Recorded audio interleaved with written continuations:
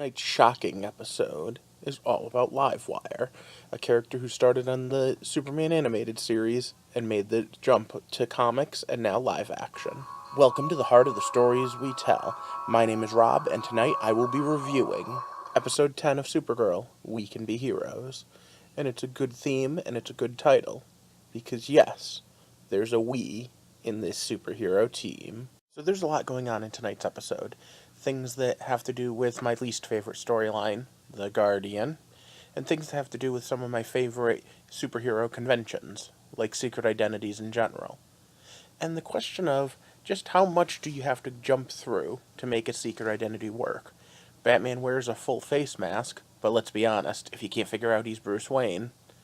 But let's get into the specifics of tonight's episode and throw this up here. So once again, it's stop. Spoiler time. Okay, so tonight's episode actually is very much just a continuation of the theme of last week, and the idea of where the power really lies, who has the ability to be the hero, who can rise above.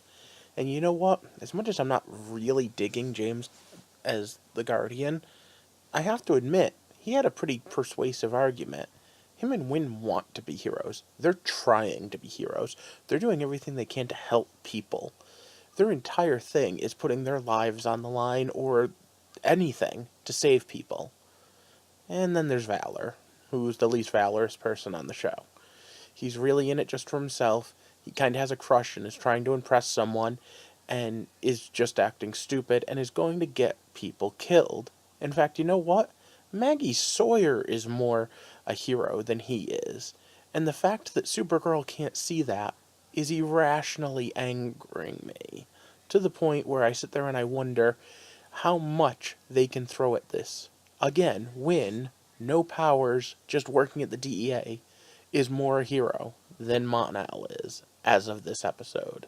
But for a minute, let's switch over to the B story, and the idea of Martian Nazis. Yeah, so, the Green Martians were rounded up and put in camps. Sound familiar? Yeah.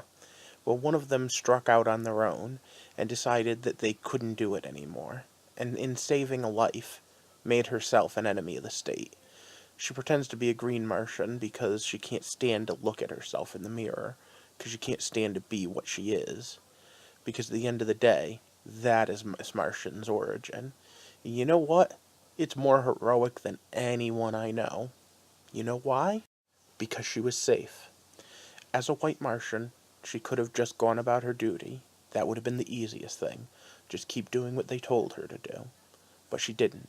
She said, this is wrong. This isn't the way it should be. And she fought against it. And when she rose up, she had to even kill her own people. And that's horrible. But you know what she did? She stood up for what was right. And then, because of it, John locked her away. Now, yeah, he made up for it tonight, because he finally came to her aid like he should have. If you're capable of doing it without any real-world implications, I'd like to know what you think you would do in her situation. Would you be strong enough to fight for what was right, or would you end up on the other side? Anyway, back to secret identities and superheroes. For all intents and purposes, up till now, I've been treating this kind of like they're all playing a game. Win, Olsen, Win, Valor, doesn't matter. They're not taking it as seriously as Supergirl does. They're not working really with the same intent. Now, yeah, Guardian wants to guard the people, and Win really does want to help people, and Valor really is just in it for himself, so there's different levels. But to a certain extent, Jimmy really is in it just to make himself feel better, just to be himself, just to kind of feel like he belongs. And Win, to a certain extent, is getting a little bit of a power trip out of it. But really, when you look at it, tonight they all stepped up by the end. And here's how. As much as I can't say that their ideas are all the best, and that I can't say that they're doing it for the best of intentions, they are still trying to help. And when they stepped up is really the moment when they tried to fight to save Livewire on their own. If there's one power Superman and Supergirl both have, it's the power of heart, the power of belief, the power of faith. Supergirl shows it very much in this episode, but so do the other three when they try to save Livewire. Let's talk about Livewire's situation for a minute. She's being drained in order to create super soldiers. She's really a prisoner. And at the end of the day, no matter what else she did wrong, she doesn't deserve to be tortured and used as a living battery and killed for someone else to make a profit. And Supergirl knows that. And deep down, so does Jimmy and Valor. Which leads us to the second moral conundrum of the episode.